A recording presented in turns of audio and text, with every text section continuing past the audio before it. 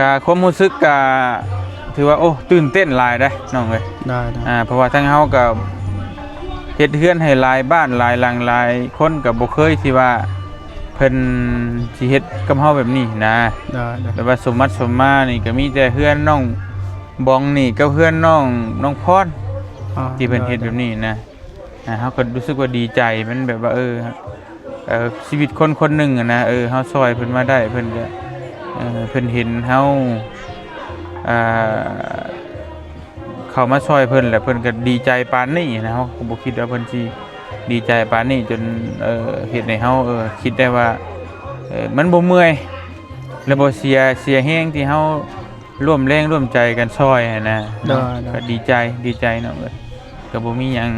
อื่นหลายนอกจากคำว่าดีใจปลาบปลื้มดีใจหลายพี่น้องเนาะรู้สึกว่ามันดีต่อใจหลายคู่หลายคนที่เห็นเพิ่นก็คงสิดีใจนำกันผู้ใหญ่ผู้เพิ่นซอยเพิ่นก็คือสิบ่เสียดายเงินนะซอยคนบ่ผิดถ้าซอยแล้วบ่เห็นคุณค่าของมันบ่เห็นคุณค่าของเงินเพิ่นก็สิเสียความรู้สึกอยู่แต่ว่าอันนี้เพิ่นซอยแล้วมันบ่ผิดหวังว่าซั่นซะประมาณนี้แหละพี่น้องแล้วก็ขอบใจไอ้เจ็บอีกเป็นส่วนหนึ่งเด้อเจ็บอีกเป็นส่วนหนึ่งเด้อ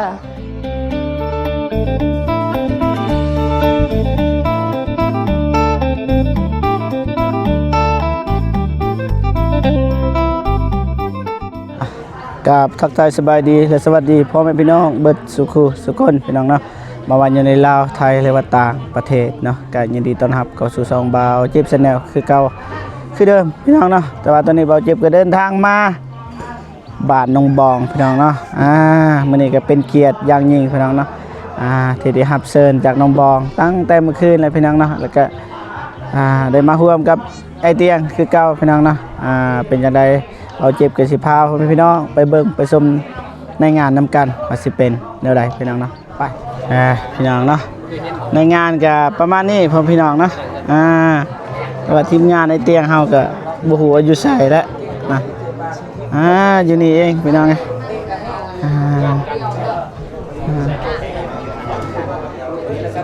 สบายดีเด้อสบายดีบ่ฝนรอเนาะรอเบิดซองพี่น้องเนาะ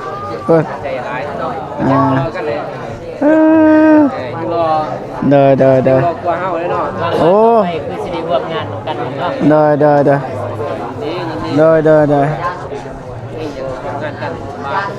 อโอเคไปให้เตียงกันเด้อ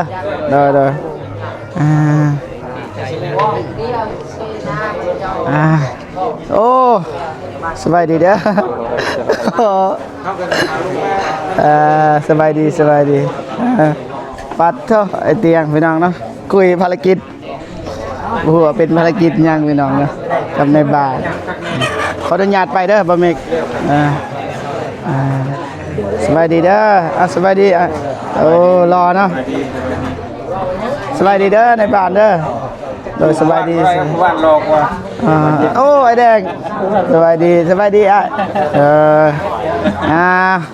ขออนุญาตนั่งเด้อวันนี้เด้อ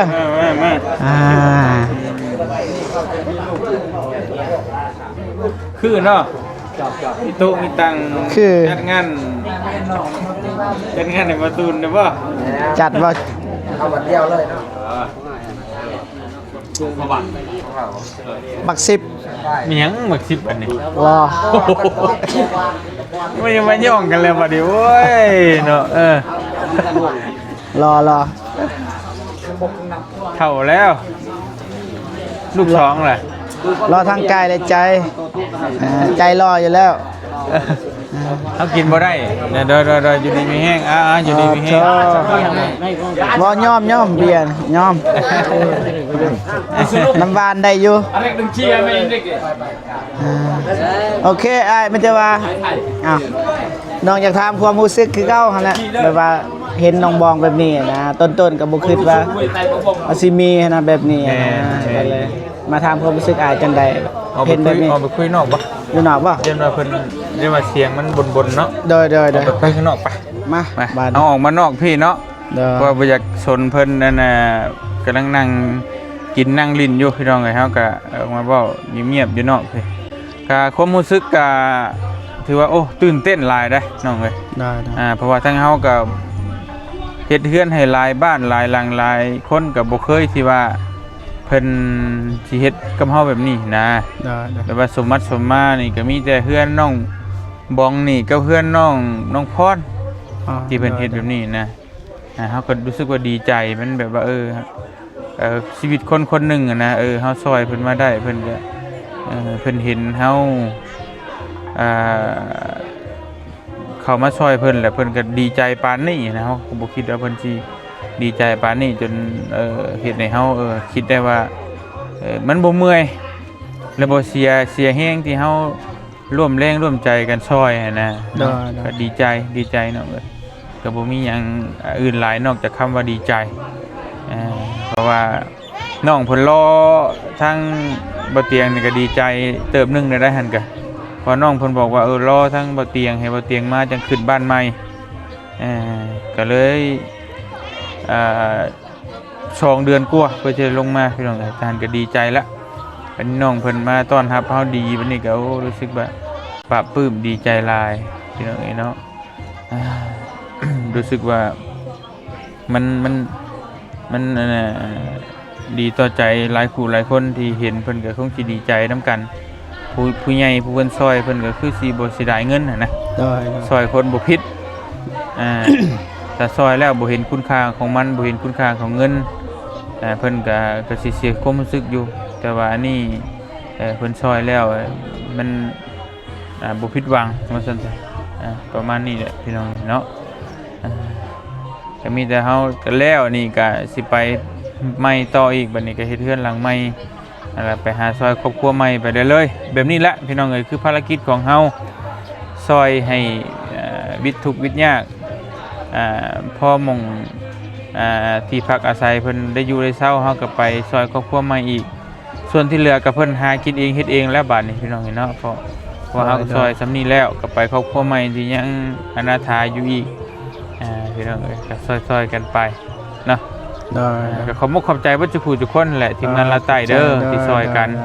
ถ้าขาดผู้ใดผู้หนึงมันก็บ่สมบูรณ์ก็ต้องเบิดทุกผู้ทุกคนซอยกันจังได้ฮอดมื้อนี้บ่ว่าสิเป็นหลายเคสน้องเดิมเริ่มต้นมาน้องสาลีน้อง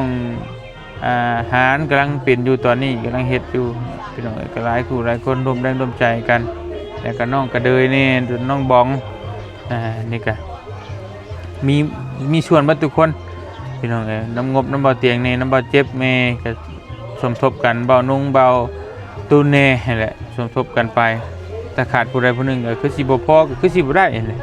ก็คือว่าเป็นผู้มีพระคุณกับน้องเพิ่นเบิดทุกผู้ทุกคนพี่น้องเอ้ยเนาะก็ขอบคุณขอบใจหลายๆเด้อเบิดทุกผู้ทุกคนเนาะให้เฮงๆปังๆแต่ละคนก็ได้ให้ได้ยอดวิวหลายๆเดี๋ยวขอบใจหลายๆโดยขอบใจส่วนที่ขาดว่าอะไรก็คือ FC พ่อแม่พี่น้องเบิดทุกคนแหละผู้ใหญ่ใจบุญเด้อที่ซอยทั้งน้องเพิ่นขอบคุณขอบใจหลายๆให้อยู่ดีมีแฮงพร้อมครอบพร้อมครัวเนาะให้สุขกายสบายใจเดินทางไปทางใดก็ตลอดปลอดภัยนอนหลับก็ให้ได้เงินหมื่นนอนตื่นก็ให้ได้เงินแสนแบนมือมากก็ให้ได้แก้วมณีโสดโทษให้อย่าให้มาพานมันให้อย่าให้มาเบียดและเกลียดจังไรอย่าให้มีมาใกล้บ่ว่าสิธุรกิจการงานใดๆก็ขอให้เจริญรุ่งเรืองในหน้าที่การงานตลอดปีและตลอดไปเด้อสาธุมุกขอบใจหลายๆใช่ได้ขอบใจสบายดีเด้อคนรอบ่เพิ่นสบายดีเด้อน้องซาลีเด้อสบายดีน้องฮานสบายดีน้องกระเดยสบายดีโดยสบายดีเด้อเจ็บแล้วก็สบายดีพ่อแม่ผู้ใหญ่ใจบุญทุกท่านแล้วก็สบายดี FC ฝั่งไทยฝั่งลาวหรือว่าอยู่ต่างประเทศหรืออยู่ในบ้านเฮาก็ขอสวัสดีสบายดีเบิดสุขคนเด้อเฮ็ดหยังอยู่เฮ็ดหยังนี่นั่งเล่าเรื่องน้องก็เดินแล้วบ่เพื่อนแล้วบ่มื้อใดสิแล้วยังดนบ่โดน จนคันน้องก็เดินขึ้นเฮือนนี่สิส่วนบ่นี่น้องฮานกับน้องสลีส่วนบ่ ส่วน ได้ดีใจนำเด้อแรกๆที่พายเตียงไปหานี่บ่ยอมเข้ากอกหนีสายดีกว่าอยู่หั่นแหละ อาย น้องเพิ่นอายแต่ว่าตอนนี้ก็โอเคแล้วดีใจนำเด้อ โดย โอ้ยเอาส่งไมค์ขึ้นซะให้เจะพาเพิ่นแน่เอ้าสบายดีน้องน่ะอ้าวน้องบองเซิร์นบ่ โดย เซิร์นบ่ โดย ถามความจริงเซิร์นอย่าบ่ โดย เซิร์น เป็นหมู่กันบ่ โดย เออน่ะบ่ธรรมดาเด้ขี่รถยังมา ย่าง ยังเอ้าปัดเท่า มาคายฟอยดิคายฟอยแล้วก็มา ได้เท่าไรใครฝอย ได้ขึ้นเขาหันตาแซนเป็นชิปไปนอกหันได้แซนจิตได้จิตชิปไปนอกซอยน้องโบ50,000ไปนอกซื้อขนมนำมะพร้าวกล่องนึงน้องกินแบบเมื่อยแยงน้องยางพูดเลาะหอดน้องกันพาร่างกาย เบิดเลย หมดเลยแล้ว เอ้า ก็คือลูกซีแล้วหิวเขาเฮียบ่ได้กินเขาแต่เช้า โอ้ มา เจ้าน้อยเด้ค่ากับ ว่าจับบู ขี่ว่ารถบ่ฝน โอ้ยันเมารถ อ๋อ เมารถแบบขี่รถใหญ่บ่ได้ เด้อ แต่ เด้อ สิย่างมือ เด้อขอบใจมาน้องบองคือเก่าอยากถามความรู้สึกแรกแล้วก็ความรู้สึกตอนนี้รู้สึกอะไรไปบ่ได้เห็นแบบนี้นะครับก็ถามตลอดแต่ว่าอยากถามอีกอย่างเนาะ ความรู้สึกแรกก็รู้สึกดีใจ มามื้อนี้ก็ดีใจคือเก่า คือเก่าอีก โดย โดยลิน TikTok นั่นน่ะ แต่ก็ที่จริงน้องบองนี่แหละสำเร็จเฮือนแต่ดนแหละใช่ว่าแต่ว่าน้องเพิ่นถ่ายเตียงว่าซั่นซะคือว่าเป็นเกียรติเพิ่นก็บ่ลืมบุญคุณในเตียงก็ว่าได้พี่น้องเนาะว่าท่าจนเดือนปลายแม่นบ่แต่ยังบ่ทันขึ้นนี่หาก็ขึ้นมื้อนี้ก็เป็นเกียรติของจุดน้องนี่อีกนี่เจ้าน้อยน้องฮานก็ได้เฮือนเด้น้องงานส่วนบ่น้องบอกส่วนอีกน้องบอกเรากินลายเลย กินหลาย โอเคก็บ่มีหยังหลายโอเคมีแต่ว่าให้น้องขอบอกขอบใจขอบบุญกับคุณทุกคนที่เกี่ยวข้องมาซั่นซะหรือว่าผู้ใหญ่ใจบุญนั่นแหละเด้อเอาพนมมือแล้วก็ขอบอกขอบใจ โดยก่อนอื่นหมดเนอกก็ขบอกขอบใจพ่อแม่ผู้ใหญ่ใจบุญทุกท่าน FC ทุกท่านในหลายเด้อแล้วก็ทีมงานนำที่ช่วยเหลือน้องมาตลอดแล้วก็ช่วยเหลือน้องมาแต่ต้นจนฮอดปัจจุบันได้มื้อนี้แล้วก็บ่ทิ้งบ่ปาน้องก็น้องขอให้พ่อแม่ผู้ใหญ่ใจบุญทุกท่าน FC ทุกท่านในทีมงานนำจงขอให้สุขภาพแข็งแรงความเจ็บบ่ให้ได้ความไข้บ่ให้มีขอให้ห่างให้มีขอให้ร่ำให้รวยเด้อแฮงๆปังๆตลอดปีตลอดชาติอย่าเจ็บอย่าจนพร้อมครอบพร้อมครัว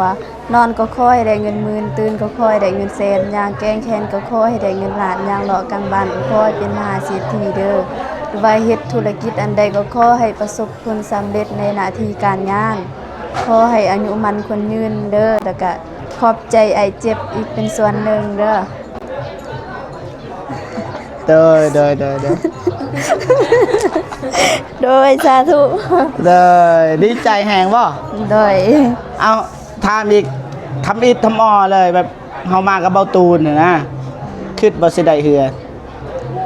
ก็เคยคิดอยากได้แต่ว่าบ่เคยคิดว่าสิได้เป็นจริงในมื้อนี้ คันสิเว้ากับทีมงานเบาตูนกับเบานงนั่นแหละไอ้เตียงเป็นส่วนหนึ่งก็ว่าได้ แต่ว่าคนที่แบบอยู่ทำนองบองก็คือเบาตูนกับเบานงซั่นซะเฮาก็ไปๆมาๆโดนๆเทื่อนึงแล้วก็ดนเลยจนแล้วบ่ได้มาหากมามื้อนี้อีกในรอบหลายเดือน 2 เดือน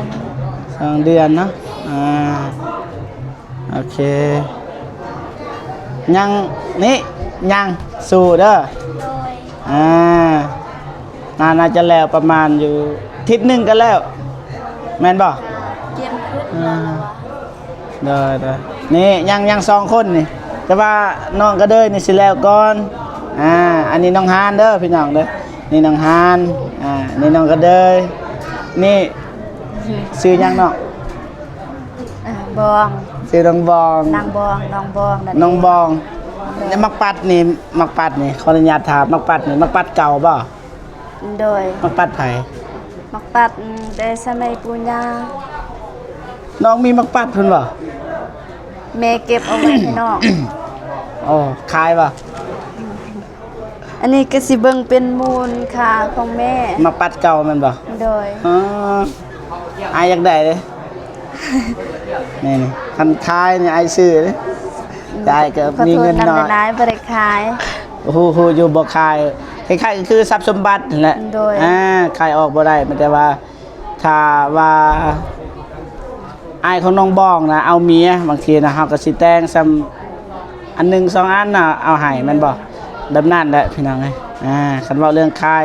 อยากได้เงินมันก็อยากได้แต่ว่ามันสิขายมันก็บ่ได้มันคือมุนมังนะคล้ายๆก็คือเพชรแม่นบ่เพชรทางบ้านนอกเฮา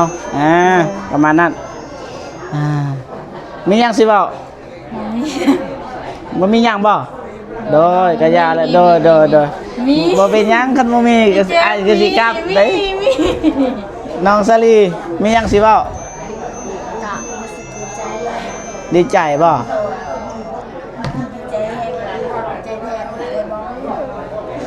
เด้อเอาไม้ให้นะน้องสลี ดีใจแทนบอง โดย ได้เฮือนได้ขึ้นเฮือนหลังใหม่ โดย ก็อาหารการกินก็แซ่บเบิ่น แซ่บบัดน้องสลีเด้น้องสลีตอนขึ้นเฮือนนี่แซ่บบ่ แซ่บ แซ่บคือกันนั่นแหละเนาะ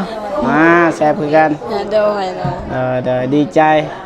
ขึ้นได้จังได๋ไปสวนน้องสลีน้องบอก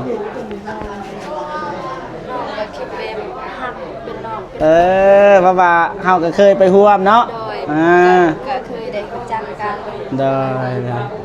แต่ว่าน้องฮานนี่ น้องฮานก็เคยได้รู้จักกัน ตอนไปบ่ เห็นตอนขึ้นเฮือนไปน้องสลี โอ้น้องฮานเด้อเอ้าน้องฮานรู้สึกจังได๋ โดย ที่ได้มานี่บ้านน้องบองนี่งามบ่ รู้สึกดีใจนำเอ่ยบองรู้สึกดีใจที่ได้เห็นได้พอหน้ากันเอ่ยบองตัวจริง ตัวจริงงามบ่ งามแฮง ในกล้องบ่อยากงามปานใดเนาะ โดยแบบพอตัวจริง ตัวจริงนี่งามน้องบองงามสุดงามที่สุดในหมู่บ้านก็ว่าได้นางงามก็ว่าได้นะน้องบองแบบงามธรรมศาสตร์หรือบ่ได้แต่งเลยเอ้าน้องก็เด้ยอะไร โดย ความรู้สึก ดีใจแทนเอ็ดบองที่ได้ขึ้นเฮือนแม่ ดีใจ โดย ดีใจแฮงบ่ โดย แฮงซ้ำใด นี่งั้นแหละ แฮงซ้ำบ่รถดุดแฮงเลยดุดดินนี่ดุดได้ว่าสำนัด ได้ เอาให้น้องหน้าอีกบาทนี่